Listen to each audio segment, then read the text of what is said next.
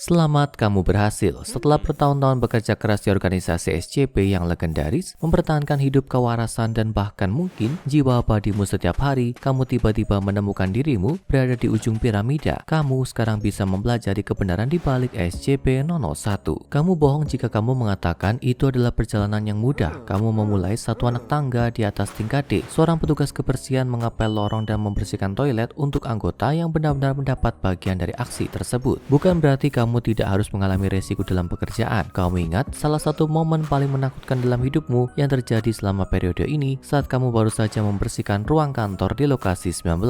Kamu mendengar pintu berderak di belakangmu dan kamu bangkit kembali tepat pada waktunya untuk melihat SCP-173 berdiri di ambang pintu menatapmu. Kamu pernah mendengar tentang hal ini, tentang bagaimana kamu harus mengawasinya atau itu akan membunuhmu dan kemudian yang lainnya. Kamu menatapnya, mata berair karena panik, berharap untuk tetap di tempatnya. Tapi itu mulai menyakitkan. Kamu bisa merasakan dirimu tegang, permukaan matamu begitu kering. Apakah ini di mana kamu akan mati? Mungkin jika kamu tidak memiliki ide selanjutnya. Kamu mengedipkan satu mata dan kemudian yang lain menjaga satu mata tetap terbuka setiap saat. Itu membuat patung di tempatnya cukup lama untuk tim keamanan lokasi menemukannya dan menyeretnya kembali ke penahanan. Kamu telah menyelamatkan hidupmu sendiri dan banyak orang lain hari itu dan memutuskan pada saat itu bahwa kamu mungkin benar-benar memiliki masa depan di sini. Dan kamu bukan satu-satunya dengan tingkat percaya diri ini. Mendengar tentang pemikiran cepat dan keberanian heroikmu, kepala tim keamanan lokasi memutuskan bahwa kamu mungkin kandidat yang ideal untuk krunya. Setelah pelatihan yang tepat, kamu tentu saja mengambil kesempatan untuk mengalami rentetan latihan fisik dan mental yang melelahkan yang diperlukan untuk bertahan hidup dan berkembang di bawah tekanan menjadi penjaga organisasi yang berdedikasi. Tak lama kemudian kamu menjadi anggota tim keamanan yang diterima dan kamu akan terus menerima pujian lebih lanjut atas keteguhan dan keberanianmu selama kelolosan tahanan berbahaya dari SCP-3199, SCP-106,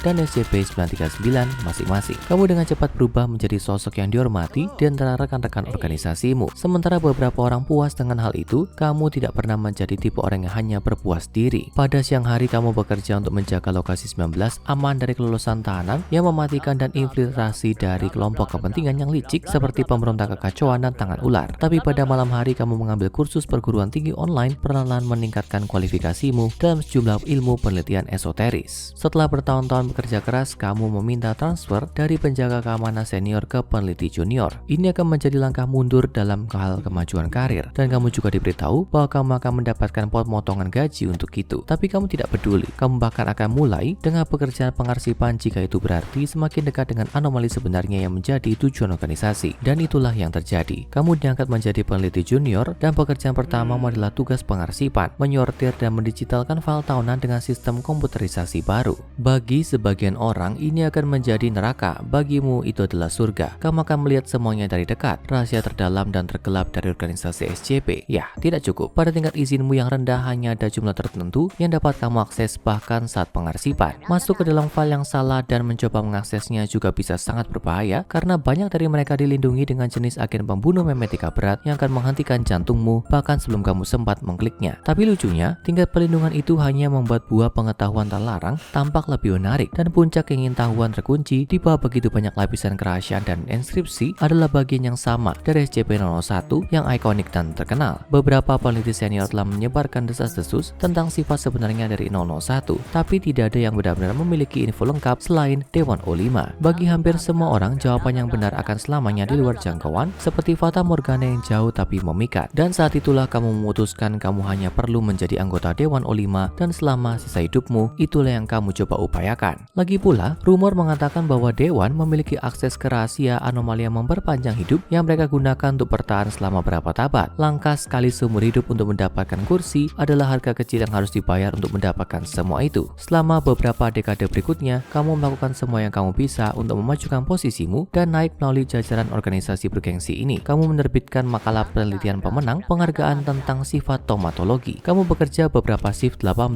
jam seminggu, semakin dekat dan intim dengan beberapa anomali paling terkenal dan berbahaya di buku, SCP-106, SCP-096, dan bahkan SCP-682. Kamu menunjukkan keberanian dan kepahlawanan selama kelolosan tahanan, tetap tenang dan menjaga orang-orang di sekitarmu dari bahaya. Dan saat naik pangkat, kamu selalu mengingat tujuanmu. Kamu akan mengungkap rahasia SCP-001. Kamu harus tahu, kamu akan tahu, tidak ada hasil lain yang dapat diterima. Sementara secara teknis, 001 diklasifikasikan di atas organisasi SCP SCP adalah organisasi yang dijalankan oleh manusia. Ya, kebanyakan. Bagaimanapun juga, dan ketika manusia terlibat, tidak akan ada yang sempurna. Lagi pula, tidak ada segel yang sempurna. Ketika kamu bersih tegang dengan Dr. Gears, Dr. Clef, dan Dr. Bright, wajar jika beberapa hal mulai terselip dalam percakapan. Bahkan jika secara tegas itu bertentangan dengan protokol resmi organisasi. Tapi ada sesuatu yang sangat aneh bagimu. Saat masing-masing memberitahumu tentang visi mereka tentang SCP-001, kamu melihat bahwa masing-masing menggambarkan hal yang sama sekali berbeda. Dr. Clef misalnya, mulai diam-diam memberitahumu tentang sesuatu yang dikenal sebagai penjaga gerbang, juga dikenal sebagai alias Uriel. Makhluk ini dikatakan bertindak sebagai penjaga pintu ke surga. Dia sangat besar dengan sayap yang terbuat dari cahaya yang menyala dan pedang api murni yang lebih panas dari matahari. Clef memberitahumu bahwa pedang makhluk itu begitu kuat sehingga membelah korbannya pada tingkat atom sepenuhnya dan benar-benar menghancurkan setiap jejak mereka. Meskipun dia kemudian menggerutu dengan frustasi yang terlihat bahwa itu gagal dalam usahanya untuk membunuh SCP-682. Menambahkan, tidak ada kejutan di sana kan saat dia pergi untuk merokok. Dr. Bright menceritakan kisah yang sangat berbeda. Baginya, SCP-001 bukanlah makhluk. Itu adalah sebuah lokasi, pabrik ekspansif dari abad ke-19 yang diciptakan oleh okultis dan industrialis jahat James Anderson. Tempat ini awalnya tampak seperti anugerah, menyediakan pekerjaan bagi para pelancong yang membutuhkan dan transien di seluruh Amerika Serikat awal. Tapi mimpi ini segera mengungkapkan dirinya sebagai mimpi buruk yang lengkap. Anderson adalah seorang pemberi tugas brutal yang tidak hanya mempekerjakan ribuan orang sampai mati, tapi melakukan eksperimen okultisme mengerikan di tanah gedung terkutuk. Kamu mulai khawatir bahwa mungkin Dr. Bright terlalu banyak minum ketika dia mulai mengomel tentang bagaimana pabrik membantu organisasi SCP yang sedang berkembang melakukan genosida pada V. Tapi, kamu senang menerima informasi lebih lanjut tentang SCP-001 di kasus manapun. Dan Dr. Gears menceritakan kisah yang jauh lebih sederhana daripada dua lainnya, yang cocok untuk seorang pria yang sangat kuno sehingga dia mungkin menganggap Marshmallow Lucky Charm sebagai tindakan pemanjaan diri yang hampir tak terkatakan. Dia menceritakan kisah tentang makhluk yang dia sebut sebagai prototipe, monster berbahaya dan radioaktif yang berfungsi sebagai makhluk pertama yang benar-benar mengancam yang pernah dihadapi organisasi SCP. Menahannya dengan metode yang tidak sempurna bahkan menyebabkan kematian Dr. Keter, yang pada gilirannya menyebabkan penamaan tingkat Keter untuk setiap anomali yang sangat menantang untuk ditahan. Kamu dibanjiri dengan data, namun tak bagaimana, rasanya kamu sekarang tidak tahu pasti apakah SCP-001 semacam istilah umum untuk kumpulan besar anomali yang berbeda, masing-masing sangat penting, atau entah bagaimana formatif untuk organisasi SCP. Semakin penasaran. Tentu saja ini tidak menghalangi dorongan tak terbatasmu untuk mengetahui rahasia sebenarnya dari penunjukan misterius ini yang tampaknya ada di jantung organisasi SCP. Tahun-tahun berlalu dan kamu beralih dari peneliti senior yang terhormat menjadi direktur lokasi untuk lokasi 19. Di sana melalui kerja keras selama bertahun-tahun kamu mengembangkan reputasi sebagai salah satu direktur terhebat yang pernah dimiliki lokasi tersebut. Kamu mengurangi kelolosan tahanan dengan benar-benar menakjubkan hingga 80% selama masa jabatanmu, dan kelolosan yang terjadi secara signifikan kurang mematikan di bawah manajemen bermutumu. Kepuasan anggota secara umum roket dengan orang-orang yang bekerja di bawahmu menikmati kepemimpinanmu dan cukup menghormatimu untuk menganggapmu serius. Kamu tegas tapi adil, seorang direktur lokasi teladan. Semakin kamu mendaki, semakin banyak informasi tentang SCP-001 yang sepertinya jatuh ke pangkuanmu. Luasnya konsep ini sangat mengejutkan. Raja Scarlet, Bulan Hitam, Kunci, Dewa Perusak. Sebuah daftar ancaman eksistensial menakutkan yang bersembunyi tepat di bawah lapisan tipis kenormalan.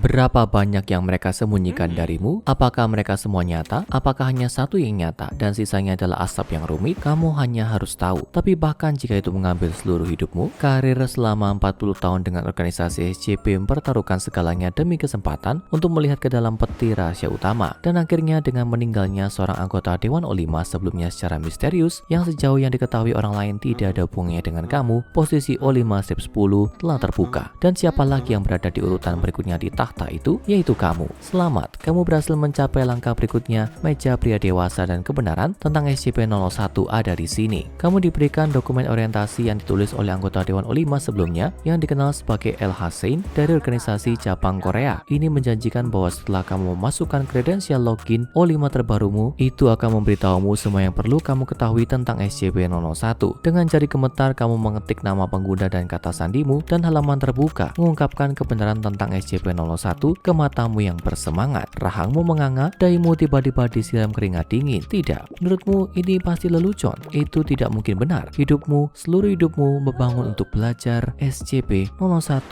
tidak ada. Dokumen tersebut dalam istilah yang sangat sederhana menjelaskan kepadamu bahwa sementara beberapa anomali yang disebut sebagai SCP-001 memang ada dalam beberapa kapasitas, yang paling dekat cukup lucu adalah cerita Dr. Gears tentang prototipe. Untuk sebagian besar, tidak ada yang namanya 001, dan detail yang lebih halus seluruhnya dibuat-buat atau paling tidak sangat dilebih-lebihkan. Segala sesuatu yang telah kamu kerjakan itu hanya satu penipuan besar yang dilakukan oleh organisasi. Mengapa? Kamu mendapati dirimu bertanya dengan suara gemetar. Mengapa? Mengapa? Mengapa? Dan jawabannya sederhana, untuk memprovokasi ego dari anggota organisasi. Kamu tahu sementara organisasi selalu menahan anomali, itu adalah sarana untuk mencapai tujuan, bukan tujuan itu sendiri. Tujuan sebenarnya dari organisasi adalah dan selalu melindungi orang. Dan setiap anomali yang ditahan lebih banyak orang yang dilindungi. Namun mengelabui jajaran yang lebih rendah dari organisasi untuk percaya bahwa ada beberapa bos akhir yang harus ditangani, seperti Bulan Hitam atau Raja Scarlet, telah menjadi metode yang efektif untuk membuat semua orang termotivasi untuk menuju ke arah yang sama. Ini bukanlah langkah yang belum pernah terjadi sebelumnya di organisasi SCP, dari kebohongan mereka di prosedur 110